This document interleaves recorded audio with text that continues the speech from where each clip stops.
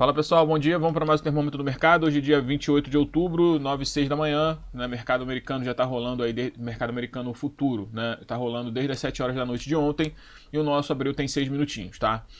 Antes de falar dos gráficos, né, que a gente já tinha comentado já no fechamento de ontem, isso tudo já estava meio que previsto, tem balanços muito importantes hoje, tá? Principalmente no Brasil. Sai balanço da Vale, da Petrobras, Bradesco, Gerdau, Embraer. Então, pelo menos, né, essas 5 empresas aí são empresas que têm bastante relevância aí no mercado brasileiro. Então, sempre de olho aí no que pode acontecer, tá? Sobre indicadores hoje tem 11h30, tem estoque de petróleo, tá, nos Estados Unidos. Então, isso é muito importante, o petróleo já está derretendo. Então, isso pode ser um drive aí para desabar de vez o petróleo ou então dar uma segurada aí na região de suporte, tá? Isso a gente vai ver também no gráfico de petróleo mais daqui a pouquinho. E 6 horas da tarde, quando assim que fecha o mercado brasileiro, sai a decisão da taxa de juros da Selic, tá? Importantíssimo aí, porque sabemos que a inflação está aumentando, então precisamos sim de uma informação, né, do que o que o Banco Central está pensando em relação à inflação do longo prazo. Então é importante ter essa noção e o mercado sempre fica de olho nisso. Gente, queda importante aí nos Estados Unidos, caindo agora 1,1%, né, pivoteando para baixo no gráfico de 1 hora. Tá? E já sabemos, né, sabíamos que poderia acontecer isso, eu já tinha falado isso desde há 2 ou 3 dias atrás, que existia uma expectativa, agora está meio que tornando uma realidade. Né? Pacote de estímulos não saiu, né? Segunda onda na Europa e Estados Unidos aumentando, como a gente já tinha cantado a pedra aqui, tá? Principalmente nos Estados Unidos, que ainda não veio à tona, acredito que isso vai vir só depois das eleições. Tá? Tem o Brexit, que ainda está congelado, o que vai acontecer, o que não vai, isso impacta diretamente na União Europeia. Tá? Eleições americanas, obviamente, tá? Que a gente sabe que vai acontecer agora nos próximos dias, então a gente fica assim, o mercado fica receoso, fica nervoso em relação às eleições americanas. E ainda, além de tudo isso, no cenário macro, a gente tem a nossa situação fiscal política interna, né? Então isso tudo é uma junção de situações aí que a gente tem que ficar sempre de olho. Gráfico da SP500, né, caindo bem forte, né, fazendo pivô de baixo no gráfico de 1 hora. A gente já tinha comentado isso no fechamento de ontem. A expectativa, caso viesse a perder esse fundo aqui de 3.390 a 3.370, perdeu, lateralizou durante as primeiras horas do dia. No caso do mercado futuro, né, a partir de 7 horas da noite de ontem, e deu uma ladeira abaixo aí, né? Então, cuidado, tá? Chegou numa região aí de respiro, que é uma região de fundo na época de dia 6 de outubro, que fez esse fundo aqui. Então ele achou essa região aqui para dar uma leve respirada da queda, tá? Mas hoje pode ser uma queda bem maior. Sabemos que tem muita coisa em aberto, como a gente está falando. Então, óbvio que vai gerar essa tensão, tá? Acredito que vai ser tensão aí durante toda a semana, né? Durante o fato de ter muita coisa importante em aberto, tá? Objetivo aí de SP500, 3.310, tá? 3.310 é uma região muito importante, mas muito importante mesmo. Pelo gráfico semanal a gente consegue visualizar melhor isso, né? Que chega aqui, 3.310 vai ser a região onde encosta a média de 21 no gráfico e pode estar assim, meio que quase confirmando um topo duplo, tá? Em cima de um topo histórico, meu amigo. Isso é forte, tá? Isso é forte, tem que tomar cuidado. No gráfico do diário dá para ver um pouco melhor esse topo duplo, né? Ó, bem proeminente, tá? Bem próximo, assim, um topo do outro.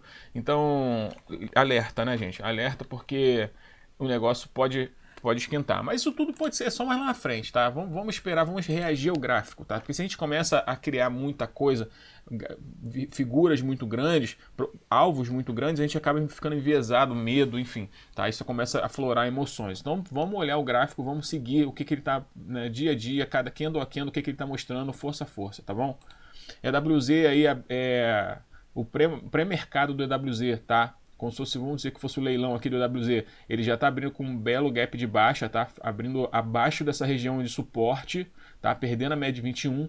Então, como eu falei, existe expectativa de bater até 27,10, tá? 27 pontos, 27,10 pontos, tá bom? Então, toma cuidado aqui com o EWZ também, porque está abrindo com um gap aí de fuga, talvez de fuga dessa região toda aí, tá? E o petróleo, como a gente já tinha comentado ontem, né? Ontem não, né? Mas há vários dias aí, que caso viesse perder essa região de $41, 41,50, ele viria buscar os 39,50 e tá chegando lá, né? Tá chegando lá, mais uma região aí alcançada do petróleo. Se perder essa grande lateralização que nós estamos vendo aqui no gráfico, ele vai vir buscar sim os $36, não é muito difícil, tá?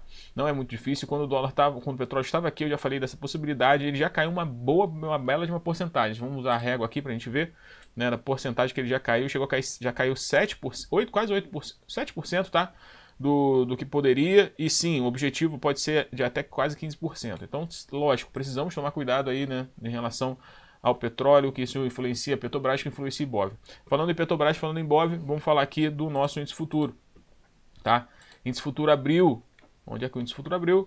Nossa, abriu com gap de baixa, né, infelizmente, perdendo aí, perdendo essa região de suporte inicial, que seria esse colchão bem importante aqui até 98 e 100, tá? Então se segurando aí, né, nas cordas aí, né, segurando bem nas cordas mesmo, que seria a média de 21, tá? Vamos aguardar aí para ver o que vai acontecer hoje durante o dia, mas abriu, né, com um belo de um gap de fuga, não deixa de ser um gap de fuga, de uma região de briga, tá? Então, o paraquedas reserva é essa média de 21 aí, tá bom? Essa média de 21 pode segurar o índice futuro aí no gráfico diário, tá bom? Gráfico 60 minutos. 60 minutos abriu bem em cima também da média de 200, né? Então aqui nós temos a junção da média de 200 no gráfico de 60 minutos e média de 21 no gráfico diário. Acredito que tente, né, dar uma leve segurada aí, né, pelo menos para dar um respiro até o mercado à vista abrir, tá bom? Tem muita coisa em jogo hoje, né? Então é importante você sempre ficar atento, né? Como eu falei, mencionei ontem com vocês, estou líquido desde 1 hora da tarde de ontem e vamos ver o que vai acontecer, né? Eu vou ficar não vou conseguir ficar muito atento aí ao mercado, então prefiro ficar de fora mesmo do que ficar à mercê do que pode acontecer, né? Então eu vou estar um pouco ocupado, então preferi fechar minhas posições. É sorte também um pouco, né, gente? Feeling, sorte, então isso tudo influencia também, né? Olha só, gráfico do dólar, como já tinha mencionado com vocês, né? Abriu em gap de fuga também, de uma região de suporte que seria 5.700. Meu amigo, toma cuidado, hein? Se o Banco Central não agir, tá, em cima do dólar, pode vir bater R$6, tá, nos próximos dias. Volume muito alto do dólar, tá, projetado, óbvio, né, mas lógico que não chega a ser isso aqui, mas ele vai ter um volume alto aí hoje, tá, então Banco Central, acredito que sim, que o Banco Central deva fazer alguma intervenção aí no dólar, tá? Senão ele vai vir com bastante força aí no próximo objetivo de R$6, tá? 6.000 pontos, tá? Coisa pra caramba, tá, gente? Então é isso, tá? Muita atenção hoje, tá? Tome bastante cuidado, não faça nenhuma besteira, tá bom? O mercado financeiro tem todo dia, tem que proteger o capital, tá?